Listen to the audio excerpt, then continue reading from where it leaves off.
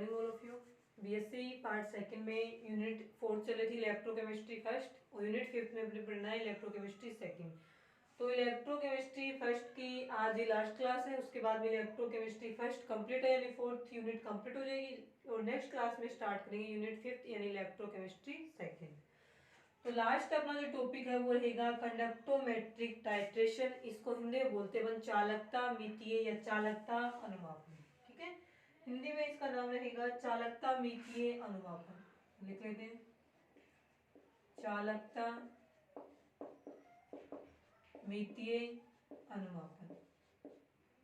इसमें करते क्या है वो देखना अपने को। चालकता मितीय अनुमापन में एक तो होता है इसमें टाइटल और एक होता है इसमें टाइट्रेंट। इन दो का ही रोल होता है, टाइटल और टाइट्रेंट। इसको हम बोलते हैं अनुमाप हिंदी में और इसको हम बोलते हैं अनुमापक। यानी ये क्या होता है, एक सोलवेंट होता है, कुछ भी बोले ये पहले प्रेजेंट होता है उसमें। ठीक है, टाइटल प्रेजेंट होता है, अनुमाप उसमें हम बूंद बूंद करके ड्रॉप वाइज क्या करते हैं टाइट्रेंट या अनुपापक मिलाते हैं।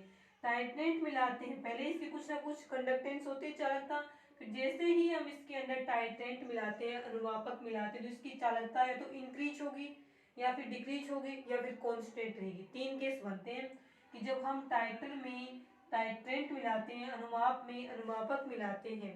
यहाँ पे एक एसिड हो जाएगा, एक की जगह बेस का यूज कर लेते हैं। जनरली अनुमाप की जगह एसिड लेते हैं और अनुमापक में क्या लेते हैं बेस लेते हैं। तो तीन केस बनते हैं जब हम टाइटल में टाइट्रेंट मिलाते हैं तो या तो उसकी कंडक्टेंस डिक्रीज होगी या इंक्रीज होगी या फिर कांस्टेंट रहेगी, कोई इफेक्ट नहीं पड़ेगा। उसके बाद में हम जो ग्राफ बनाते हैं ना इस कंडक्टोमेट्रिक टाइट्रेशन में, वो ग्राफ किसके बीच में बनते हैं तो यहाँ पे तो आती है, यहाँ पे इस टाइटल की कंडक्टेंस चालकता और यहाँ पे हम जो टाइट्रेंट मिलाते हैं उसका वॉल्यूम आता है। वॉल्यूम ऑफ टाइट्रेंट इस एक्सिस पे और इस एक्सिस पे सॉल्यूशन की क्या आती है कंडक्टेंस या चालकता आती है। फिर वहां पे हमें एक एंड पॉइंट प्राप्त होता है, उस एंड पॉइंट को हम एंड पॉइंट या इक्विवेलेंट पॉइंट बोले, उससे हम कंडक्टोमेट्रिक टाइट्रेशन वो एंड पॉइंट आते हैं, मानते हैं कंडक्टोमेट्रिक टाइट्रेशन है वो हो गई है। ठीक है, यही होता है इसके अंदर। ये टाइटल ये क्या होता है, पहले ये प्रेजेंट होता है, उसकी कुछ चालकता होती है, उसमें ये मिलाते हैं, चालकता या इंक्रीज होगी या डिक्रीज होगी या फिर कांस्टेंट रहेगी। तीन केस बनेंगे। ठीक है, अब हम बढ़ते हैं कि और इसमें इनके बीच में ग्राफ बनेगा, सॉल्यूशन की कंडक्टेंस और मिलाए गए टाइट्रेंट की वॉल्यूम, इन दोनों के बीच में यहाँ पे अपने ग्राफ प्राप्त होगा। ठीक है, अब ग्राफ भी चार प्रकार के होते हैं। अब जो कंडक्टोमेट्रिक टाइट्रेशन होती है वो अपन दो प्रकार की करते हैं। ठीक है, देखते हैं दो प्रकार की होती है कंडक्टोमेट्रिक टाइट्रेशन। एक तो होती है एसिड बेस्ड टाइट्रेशन जो कि आगे चल के कितने प्रकार की बनेगी, चार प्रकार की बनेगी। एक तो हो जाएगी एसिड बेस्ड टाइट्रेशन, एक होती है प्रेसिपिटेशन टाइट्रेशन। दो प्रकार की, तो इसमें बोलते कंडक्टोमेट्रिक टाइट्रेशन दो प्रकार की होगी। फर्स्ट तो रहेगी इसमें एसिड बेस टाइट्रेशन और दूसरी रहेगी अपनी प्रेसिपिटेशन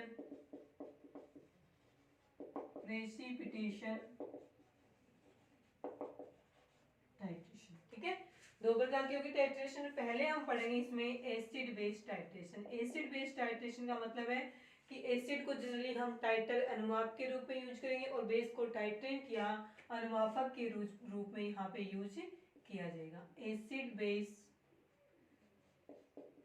टाइट्रेशन। ठीक है, अम्ल अक्षार अनुमापन है वो पढ़ेंगे। फर्स्ट केस इसका कौन सा पढ़ेंगे हम कि titration between a strong acid and a strong base. यानी एसिड भी स्ट्रॉन्ग लिया हमने और बेस भी क्या लिया, स्ट्रॉन्ग लिया। तो आर्हीनियस के अनुसार स्ट्रॉन्ग एसिड और स्ट्रॉन्ग बेस कौन से होंगे, जो कंप्लीटली आयनाइज होके अधिक मात्रा में क्या लेते हैं एच पॉजिटिव आयन देते हैं वो स्ट्रॉन्ग एसिड, और कंप्लीटली आयनाइज होके जो अधिक मात्रा में OH नेगेटिव देते हैं वो क्या होंगे, strong base.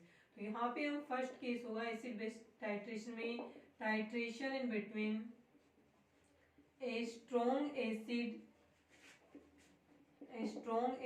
And a strong base. यानी एक प्रबल अक्षार और प्रबल अम्ल और प्रबल अक्षार के बीच में अपने को क्या करवानी है, टाइट्रेशन है वो करवानी है। ठीक है, अब देखते हैं अपन एग्जांपल लेते हैं। इस साइड में अपन क्या लेते हैं, ग्राफ बना लेते हैं। यहाँ पे हम क्या लिखेंगे, चालकता कंडक्टेंस इस एक्सिस पे, और इस साइड पे अपन लिखेंगे वॉल्यूम। किसका वॉल्यूम, जो हम टाइटल मिलाएंगे उसका वॉल्यूम। ठीक है, वॉल्यूम ऑफ टाइटल। यहाँ पे अपने स्ट्रॉन्ग बेस लिया तो यहाँ पे स्ट्रॉन्ग बेस का क्या आ जाएगा, volume, volume of strong base. ठीक है, यहाँ पे विलियन जो बनेगा उसकी क्या आ जाएगी, चालकता आ जाएगी। ठीक है, अब एग्जांपल जैसे स्ट्रॉन्ग एसिड में हमने एग्जांपल लिया, स्ट्रॉन्ग एसिड है HCl, आयनाइज होगा H पॉजिटिव आयन और Cl नेगेटिव आयन। अब पता है स्ट्रॉन्ग एसिड है, कंप्लीटली आयनाइज्ड है, अधिक संख्या में H पॉजिटिव आयन है, और H पॉजिटिव आयन्स की क्या होती है, स्पीड हाई होती है, और ये जो आयन्स होते हैं इसी के कारण से इसकी चालकता है, आयनों के कारण चालकता है। तो इन दोनों आयनों के कारण से इस HCl सॉल्यूशन की कुछ कंडक्टेंस है, और इसमें H पॉजिटिव आयन की स्पीड क्या ज्यादा है, ज्यादा स्पीड है, तो मान लीजिए इसकी कंडक्टेंस जब हमने वॉल्यूम स्ट्रॉन्ग बेस का मिलाया ही नहीं इसमें, तब इसकी कंडक्टेंस हम माने यहाँ पे आ रही है, ये चालकता है इसकी HCl की। फिर जैसे ही हमने HCl में क्या मिला दिया, स्ट्रॉन्ग बेस मिला दिया, जैसे हमने मिलाया यहाँ पे NaOH, तो क्या होगा, NaOH मिला के एसिड बेस रिएक्शन होगी, न्यूट्रलाइजेशन रिएक्शन होगी, इसमें क्या प्रेजेंट है H पॉजिटिव Cl नेगेटिव, इसमें क्या प्रेजेंट है Na पॉजिटिव और OH नेगेटिव। अब क्या बनेगा यहाँ पे वो देखें, यहाँ पे बन जाएगा H और OH नेगेटिव आपस में क्रिया करके क्या बना लेंगे H2, उसके साथ में क्या बनेगा Na पॉजिटिव, उसके साथ में Cl नेगेटिव। अब Cl नेगेटिव तो यहाँ पे भी तो कॉमन यहाँ पे भी है, लेकिन यहाँ पे जैसे ही हम NaOH स्ट्रॉन्ग बेस मिलाएंगे स्ट्रॉन्ग एसिड HCl में, तो H पॉजिटिव आयनों की जगह कौन आ जाएंगी, Na पॉजिटिव आयन आ जाएंगे, क्योंकि Na पॉजिटिव आयनों की स्पीड क्या होती है, लो होती है, कम स्पीड होगी, और स्पीड समानुपातिक, स्पीड प्रोपोर्शनल क्या होती है कंडक्टेंस के, ये याद रखना, यहाँ पे क्या होती है स्पीड प्रोपोर्शनल कंडक्टेंस, जिस आयन की स्पीड जितनी ज्यादा होगी वो उतनी ही ज्यादा चालकता है वो उत्पन्न करेगा। अब ये मिलाते ही जैसे जैसे हम इसमें वॉल्यूम मिलाते जाएंगे स्ट्रॉन्ग बेस NaOH का, वैसे वैसे हाई स्पीड वाले H पॉजिटिव आयनों की जगह किस कौन आ गया, लो स्पीड वाले Na पॉजिटिव आयन आ गए। स्पीड कम होगी तो चालकता धीरे धीरे क्या होती जाएगी, कम होती जाएगी। मान लीजिए यहाँ पे क्या हो गया कि जितना अपने पास में NaOH था वो अपन ने सारा, सॉरी NaOH तो अभी भी अपने पास में, खत्म क्या हो गया कि जितने HCl मॉलिक्यूल थे उन सभी मॉलिक्यूल्स ने NaOH के साथ में क्रिया कर ली और ये बन गए। यहाँ तक की बात होगी, एंड पॉइंट आ गया, चला था यहाँ जाके रुक गई, यहाँ जाके रुकने का मतलब है कि पूरा का पूरा HCl खत्म हो गया। ठीक है, अब फिर भी हम ऊपर से क्या डालते जा रहे हैं, NaOH डालते जा रहे हैं। NaOH स्ट्रॉन्ग बेस और भी डालेंगे क्योंकि अपने पास अधिक मात्रा में और डालेंगे, तो इसमें क्या है Na पॉजिटिव आयन और OH नेगेटिव आयन प्रेजेंट है। यहाँ भी थे OH नेगेटिव आयन, लेकिन यहाँ पे ये H पॉजिटिव के साथ में कंबाइंड हो गए, H2 में चेंज हो गए थे, लेकिन यहाँ पे जब HCl खत्म हो गया तो H पॉजिटिव आयन नहीं बचेंगे, यहाँ पे सॉल्यूशन है उसमें H पॉजिटिव आयन नहीं बचेंगे तो OH नेगेटिव आयन की कंसंट्रेशन बढ़ेगी, और इनकी स्पीड होती तो इसकी कंपैरिजन में कम है, लेकिन Na पॉजिटिव आयनों से OH नेगेटिव आयन की स्पीड क्या होती है, ज्यादा होती है।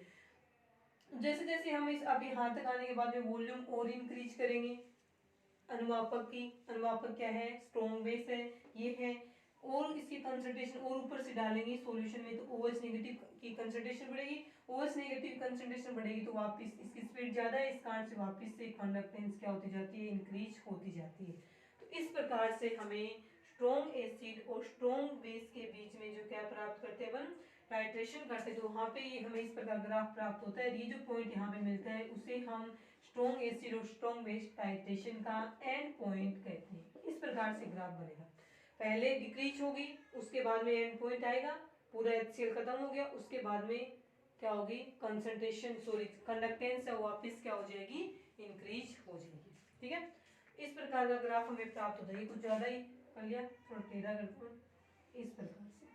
ठीक है, इस प्रकार का ग्राफ है वो हमें प्राप्त हो गया। ये रहेगा टाइट एसिड बेस टाइट्रेशन का first type, titration in between a strong acid and a strong base. चार प्रकार के होते हैं एसिड बेस टाइट्रेशन। उसके बाद देखेंगे अपन सेकंड एसिड बेस टाइट्रेशन। देखें सेकंड एसिड बेस टाइट्रेशन में हम लिखेंगे स्ट्रॉन्ग एसिड लेंगे इस बार, और बेस है वो क्या लेंगे, सॉरी एसिड वीक ले लेते हैं, स्ट्रॉन्ग वीक एसिड और ये स्ट्रॉन्ग बेस ले लेते हैं। ठीक है, एग्जांपल्स चेंज हो जाएंगे यहाँ पे। ग्राफ हमेशा ही कंडक्टेंस और इसकी वॉल्यूम के बीच में बनेगा, सिर्फ चेंज क्या किया हमने, इस बार जो टाइट्रेशन करवाई है वो हमने करवा दी एक वीक एसिड और स्ट्रॉन्ग बेस के बीच में करवा दी। ठीक है, अब देखें इसमें ग्राफ है और किस प्रकार से प्राप्त होगा अपने को। एग्जाम्पल लेते हैं। सबसे पहले यहाँ पे कंडक्टेंस हो जाएगी,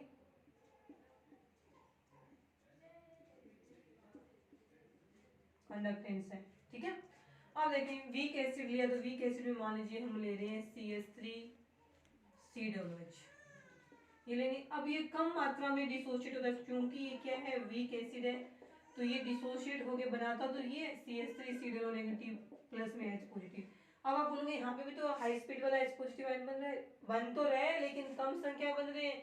10 मॉलिक्यूल्स थे CH3COOH के, उसमें से सिर्फ एक मॉलिक्यूल से डिसोशिएट हुआ, तो एक ही ये बना, अकेला H पॉजिटिव कितनी कंडक्टेंस बनाएगा। स्पीड चाहे कितनी हो, लेकिन इसकी कंडक्टेंस क्या रहेगी, कम रहेगी। कुछ तो होगी, जीरो नहीं मानेंगे, कुछ मानेंगे, क्योंकि इसमें H पॉजिटिव आयन प्रेजेंट है। ये इतनी कंडक्टेंस है शुरुआत में, कब, जब हमने स्ट्रॉन्ग एसिड नहीं मिलाया, यानी ये जो यहाँ पे स्ट्रॉन्ग बेस आएगा, स्ट्रॉन्ग बेस या अनुमापक नहीं मिलाया है, तब तक इसकी कंडक्टेंस क्या है, यहाँ तक। सेकंड केस में उसके बाद क्या किया गया, हमने इसमें मिला दिया एसिटिक एसिड में स्ट्रॉन्ग बेस, वही ले लेते अपन, इसमें हमने NaOH को ऐड कर दिया। इसमें वही आयंस हैं और इसमें क्या है, Na पॉजिटिव और उसके साथ में क्या है OH नेगेटिव, और यहाँ पे क्या है CH3COO नेगेटिव और उसके साथ में क्या है H पॉजिटिव। आपस में जुड़ेंगे कौन से, H positive OH negative H2 बना लिया, उसके साथ में एसिटेट आयन और उसके साथ में क्या है Na पॉजिटिव आयन। अब यहाँ पे क्या है NaOH है, स्ट्रॉन्ग बेस है, कंप्लीटली आयनाइज होगा, ये अधिक संख्या में, उसमें से OH तो किसके साथ में जुड़ गए, H पॉजिटिव के साथ में, लेकिन Na पॉजिटिव है वो इसमें क्या रह गया, फ्री रह गया, ठीक है। Na पॉजिटिव फ्री रह गया। Na पॉजिटिव की संख्या ज्यादा यहाँ होगी वहाँ पे, क्योंकि इन दोनों ये कंप्लीटली आयनाइज, तो इनकी संख्या ज्यादा बनेगी, यहाँ पे ज्यादा होगी। इसमें से मान लीजिए इसकी भी 10 थे, इसकी भी 10 थे, इसमें से एक डिसोसिएट हुआ है, एक डिसोसिएट हुआ, एक के डिसोसिएट होते ही इसके 10 के 10 डिसोसिएट हुए, तो इसका एक H पॉजिटिव, इसके एक H OH नेगेटिव जुड़ के एक H2 मॉलिक्यूल बना लिया। अब इसके 10 तो ये फ्री है, 10 तो ये Na पॉजिटिव फ्री है और 9 इसके OH नेगेटिव फ्री है, तो 10 Na पॉजिटिव और 9 क्या है OH नेगेटिव, इतने आयंस फ्री हैं अब इस सॉल्यूशन के अंदर। तो ये जो क्या है हाई स्पीड वाले हैं, तो ये H पॉजिटिव से कम स्पीड वाले, लेकिन ये हैं संख्या में ज्यादा। तो जैसे ही हम स्ट्रॉन्ग बेस मिलाएंगे, वैसे वैसे इसकी कंडक्टेंस क्या होगी, इंक्रीज होगी।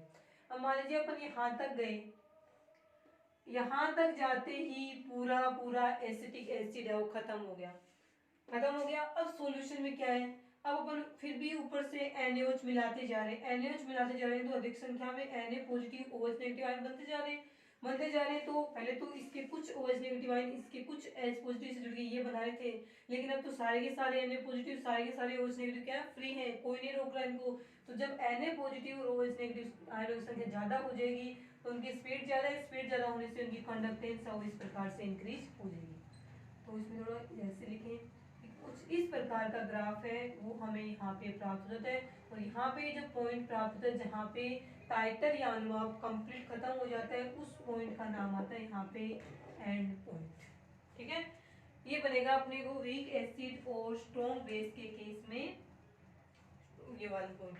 कुछ ज्यादा ही हो गया इसमें अंदर, मतलब कि ज्यादा तेजी से बढ़ती है, कुछ ऐसा ग्राफ मिलता है अपने को, ठीक है। ये रहेगा वीक एसिड और स्ट्रॉन्ग बेस के बीच में टाइट्रेशन का ग्राफ। उसके बाद में देखें दो टाइट्रेशन और बच गई एसिड बेस वाली, तीसरी देखें इसमें अंदर। इसके बाद में थर्ड टाइट्रेशन में पढ़ेंगे, एसिड स्ट्रॉन्ग है और बेस क्या लिया हमने, वीक लिया, तो ये वाला ग्राफ चेंज हो जाएगा, ठीक है।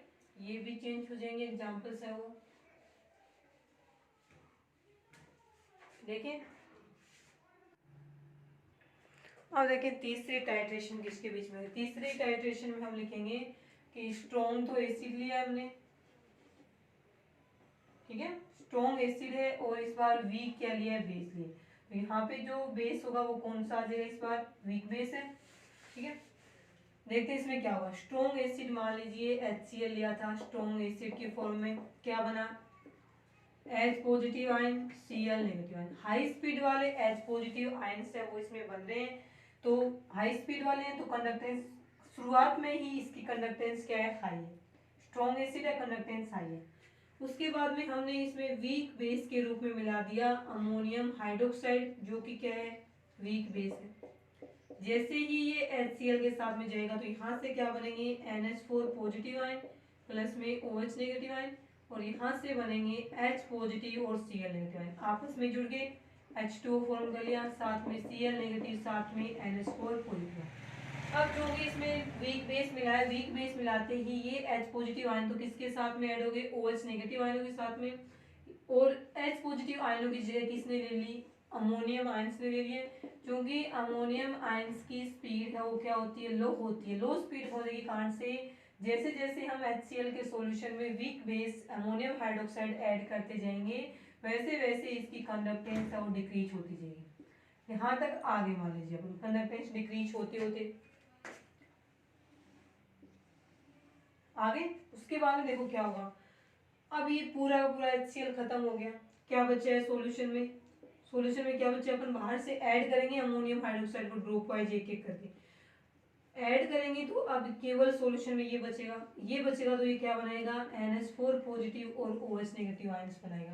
क्योंकि यहाँ पे जो NH4 पॉजिटिव आयंस होते हैं उनकी स्पीड क्या होती है, कम होती है, ठीक है। कम मतलब कि ये होते तो NH4 पॉजिटिव, जैसे हमने दिखाया ना जिसके अंदर एनियोन्स में कि पूरा HCl खत्म होने के बाद में इसकी कंसंट्रेशन इंक्रीज करेंगे तो इन दोनों आयनों की संख्या बढ़ेगी, इनकी स्पीड ज्यादा होती है, इस कारण से कंडक्टेंस वापस इंक्रीज हुई थी फर्स्ट केस में, लेकिन यहाँ पे नहीं होगी, कारण बनते तो ये हैं, इसकी स्पीड तो हालांकि कम होती है लेकिन इसकी स्पीड तो ज्यादा ही होती है, तो कंडक्टेंस बढ़नी चाहिए लेकिन नहीं बढ़ती है, कारण कारण कि ये जो वीक बेस है, वीक बेस है, इस कारण से 10 मोलिक्यूल्स में से एक मोलिक्यूल डिसोसिएट होगा, तो इतना अमाउंट मिलाएंगे उसमें से एक OH नेगेटिव प्राप्त होगा। एक OH नेगेटिव कितनी स्पीड बढ़ाएगा, कोई ज़्यादा फर्क नहीं पड़ता स्पीड पे, और अमोनियम आयन की स्पीड तो वैसे भी कम है, इस कारण से और NH4OH मिलाने पर भी सॉल्यूशन की कंडक्टेंस पे कोई फर्क नहीं पड़ता, और इस प्रकार से हमें जितनी कंडक्टेंस है उतनी की उतनी रहेगी, ना बढ़ेगी ना कम होगी। और यहाँ पे जो पॉइंट है वो इस टाइट्रेशन का एंड पॉइंट कहलाता है। आगे समझ में ये रहेगा इसमें कंडक्टोमेट्रिक टाइट्रेशन का third type, titration between strong acid और स्ट्रॉन्ग वीक बेस के बीच में, इस प्रकार से हमें ग्राफ है वो प्राप्त यहाँ पे हो जाते हैं। आगे समझ में, उसके बाद में लास्ट टाइट्रेशन बची अपनी टाइट्रेशन बिटवीन स्ट्रॉन्ग ये वीक एसिड और वीक बेस वाला, ठीक है। देखें लास्ट टाइट्रेशन,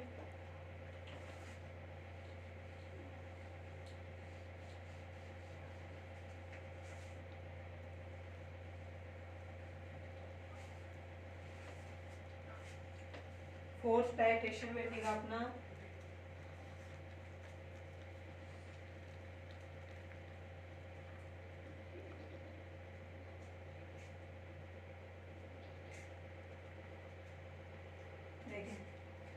एग्जाम्पल हम कौन से लेंगे। फोर्थ है वी की तो क्या लिया है, एसिड लिया है, वी की बेस लिया है।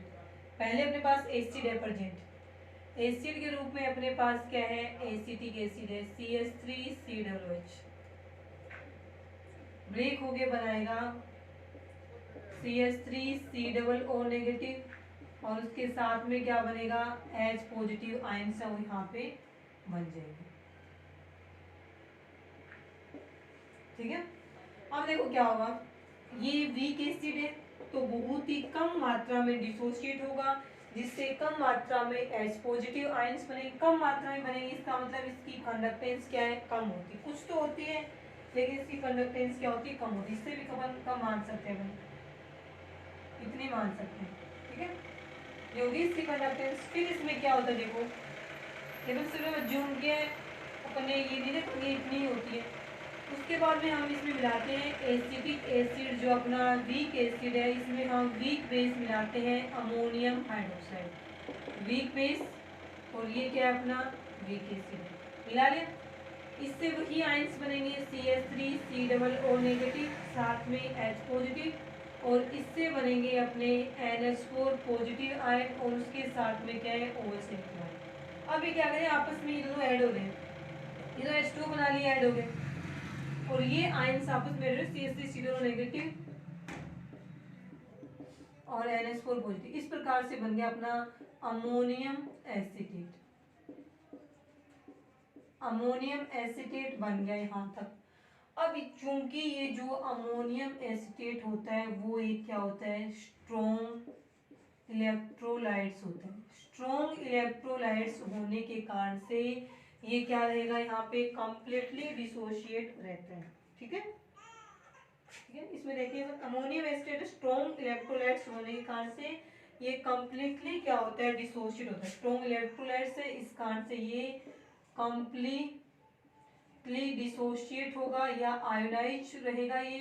इस कारण से ये आयंस है वो अधिक संख्या में बन जाएंगे, अधिक संख्या में बन जाएंगे। जैसे जैसे हम एसिटिक एसिड में अमोनियम हाइड्रोक्साइड वीक बेस के रूप में मिलाते हैं वैसे कंसंट्रेशन इंक्रीज होती है, लेकिन ज्यादा नहीं होती, इस प्रकार से इंक्रीज होती है। इंक्रीज हो गई कंसंट्रेशन, यहाँ तक आ गया। यहाँ तक आने के बाद में अपना जो टाइटर था, अनुनाद था एसिटिक एसिड, वो खत्म हो गया। एसिटिक एसिड खत्म हो गया तो क्या बढ़ रहा है, फिर भी हम ऊपर से अमोनियम हाइड्रोक्साइड NH4OH मिलाते जा रहे हैं, तो सॉल्यूशन में क्या बढ़ेगा, NH4 पॉजिटिव और OH नेगेटिव आयनों की कंसंट्रेशन है वो बढ़ती जाएगी। है तो ये वीक, लेकिन इसमें कंसंट्रेशन क्या होती जाएगी, इसकी बढ़ती जाएगी। इस कारण से चालकता के मान में कोई ज्यादा परिवर्तन नहीं होता, क्योंकि 10 मॉलिक्यूल लेंगे तब जाके एक मॉलिक्यूल डिसोसिएट होगा, तब जाके एक OH नेगेटिव आयन बनेगा। एक OH नेगेटिव आयन बनेगा तो कंडक्टेंस पे कोई ज्यादा फर्क नहीं आता है।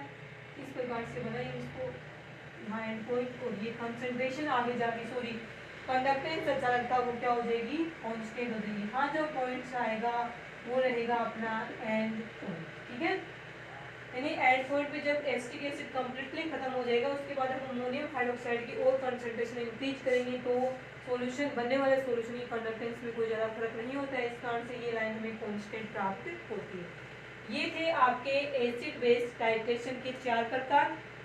वीक एसिड वीक बेस के बीच में, स्ट्रॉन्ग एसिड स्ट्रॉन्ग बेस के बीच में, वीक एसिड स्ट्रॉन्ग बेस के बीच में, और स्ट्रॉन्ग एसिड वीक बेस के बीच में, 4 टाइप हो गए। अब एसिड बेस टाइट्रेशन के बाद में सेकंड टाइट्रेशन है, इसमें प्रेसिपिटेशन टाइट्रेशन छोटी सी है, वो देख लेते हैं हम। सेकंड टाइट्रेशन रहेगी प्रेसिपिटेशन टाइट्रेशन। उसमें भी टाइट्रेशन ही आ गया ना, तो इसका मतलब ग्राफ तो यही मिलेगा अपने को, यही कंडक्टेंस और यही वॉल्यूम। इस बार बेस वगैरह नाम नहीं लेंगे हम।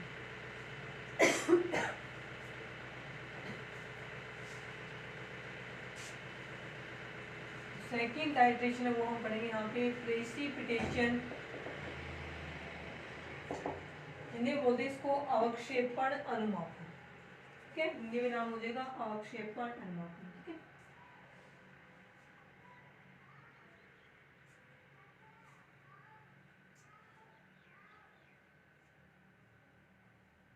इसमें देखें रिएक्शन इस प्रकार से, पहले अपने पास में है AgNO3 का सॉल्यूशन। क्या बनाता है ये, Ag पॉजिटिव प्लस में NO3 नेगेटिव, ये बनते हैं। तो सॉल्यूशन ये क्या वीक ही होता है, कम मात्रा में डिसोसिएट होगा, तो कंडक्टेंस है कुछ तो होती है, लेकिन कंडक्टेंस मान लीजिए इतनी यहाँ पे थी इसकी कंडक्टेंस AgNO3 सॉल्यूशन में। फिर हमने क्या किया, इस AgNO3 के सॉल्यूशन में हमने ऐड कर दिया KCl, तो यहाँ से क्या बनेंगे, K positive ion Cl negative ion, यहाँ से बनेंगे Ag पॉजिटिव आयन और उसके साथ में NO3 नेगेटिव आयन। जुड़ेंगे किस कौन से, ये आपस में जुड़ गए, तो ये वाले, तो यहाँ पे बन गया, एक तो बन गया KNO3। ठीक है, और उसके साथ में क्या बन गया अपना AgCl बन गया। अवक्षेप बनाना है अपने को, Ag पॉजिटिव Cl नेगेटिव आपस में क्रिया करेंगे AgCl, अवक्षेप बना इस प्रकार से शो करेंगे PPT। ओके, कौन से कलर की होती है, तो ये हम लिखेंगे व्हाइट कलर की, यानी कि व्हाइट कलर की PPT AgCl की प्राप्त होगी। बच गया क्या सॉल्यूशन में, सॉल्यूशन में बच गया एक तो NO3 नेगेटिव आयन जो कि पहले भी थे वो, और क्या आ गया इसमें K पॉजिटिव आयन। यानी कि जैसे ही हमने AgNO3 के सॉल्यूशन में KCl मिलाया तो Ag पॉजिटिव आयनों की जगह कौन आ गया, K पॉजिटिव आयन आ गया। अब चूंकि Ag पॉजिटिव आयंस होते हैं और K पॉजिटिव आयंस है, उसकी आयनिक मोबिलिटी होती है, गतिशीलता उसमें कोई ज्यादा फर्क नहीं होता है। इस कारण से जब हम AgNO3 के सॉल्यूशन में KCl मिलाएंगे तो सॉल्यूशन की कंडक्टेंस पे कोई फर्क नहीं पड़ता है, कांस्टेंट चलेगी, क्योंकि सिर्फ Ag पॉजिटिव NO3 तो कॉमन ही है, इसकी जगह ये आ गई है, और इन दोनों की चालकता गतिशीलता में कोई फर्क नहीं होता, तो इनकी चालकता लगभग क्या रहेगी, सेम रहेगी। यहाँ तक आने के बाद में पूरा AgNO3 कंप्लीट हो गया। AgNO3 कंप्लीट हो गया तो सॉल्यूशन में केवल KCl बचा, ऊपर से KCl मिलाते जाएंगे तो K पॉजिटिव आयनों के साथ साथ में Cl नेगेटिव आयनों की संख्या बढ़ेगी। इनकी संख्या बढ़ेगी तो अब चालकता इन दोनों आयनों के कारण से होगी। यहाँ तो Cl नेगेटिव AgCl के साथ में अवक्षय बनाने में इन्वॉल्व हो गए थे, लेकिन यहाँ पे ये Cl नेगेटिव आयन फ्री है। इस कारण से जब पूरा का पूरा AgNO3 खत्म हो जाएगा उसके बाद जब हम ऊपर से KCl की और क्या मिला रहे हैं, मात्रा मिला रहे हैं, तो ये आयनाइज होकर के K positive Cl negative ion बनाएगा। अब जो कंडक्टेंस होगी सॉल्यूशन की वो इन आयनों के कारण से होगी, क्योंकि आयनों की संख्या यहाँ ज्यादा है, स्पीड भी Cl नेगेटिव ज्यादा है, इस कारण से हमें इस प्रकार से यानी स्पीड बढ़ रही है आयंस की तो कंडक्टेंस क्या होगी, इंक्रीज होगी। यहाँ पे जो पॉइंट्स है वो इस टाइट्रेशन का एंड पॉइंट है वो प्राप्त हो जाएगा। इस प्रकार से हमें ग्राफ प्राप्त होगा किसमें, प्रेसिपिटेशन टाइट्रेशन में। ये थी आपकी कंडक्टोमेट्रिक टाइट्रेशन, टू टाइप की, acid base titration, precipitation titration. इसके बाद जो इसका नेक्स्ट ये इलेक्ट्रोकेमिस्ट्री फर्स्ट यहीं तक कंप्लीट है, उसके बाद में सेकंड आएगी इलेक्ट्रोकेमिस्ट्री सेकंड 5th यूनिट में, वो हम करेंगे कल की क्लास में। आज के लिए इतना है।